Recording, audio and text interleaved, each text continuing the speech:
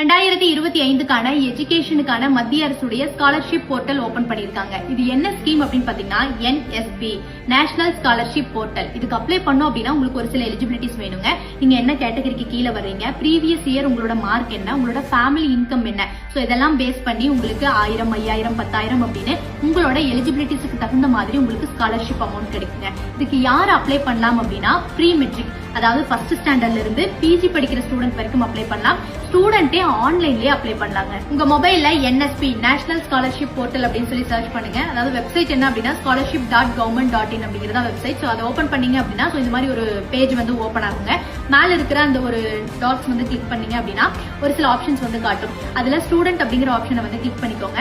அதுக்கு கீழேயே பாத்தீங்க அப்படின்னா என்னென்ன ஸ்கீம்ஸ் இருக்கு, சோ அதுக்கு என்ன எலிஜிபிலிட்டி, லாஸ்ட் டேட் என்ன, சோ அது எல்லாத்தையும் பாத்துக்கலாம். ஒன் டைம் ரெஜிஸ்ட்ரேஷன், ப்ரீவியஸ் உங்களுடைய அப்ளிகேஷன் என்ன ஸ்டேட்டஸ்ல இருக்கு, அப்ளை பண்றது, சோ எல்லாமே இந்த வெப்சைட்ல ஸ்டூடெண்டே பண்ணிக்கலாங்க. ஸ்காலர்ஷிப் அப்படிங்கிறது நெக்ஸ்ட் இயர் படிக்க முடியாம கஷ்டப்பட்டுட்டு இருக்கிற குழந்தைங்களுக்கு கிடைக்கக்கூடிய ஒரு விஷயம். உங்களுக்கு தெரிஞ்சு யாராவது அப்படி குழந்தைங்க இருந்தாங்கன்னா இந்த மாதிரி ஸ்காலர்ஷிப் இருக்கு அப்படிங்கிற விஷயத்த கன்வே பண்ணுங்க.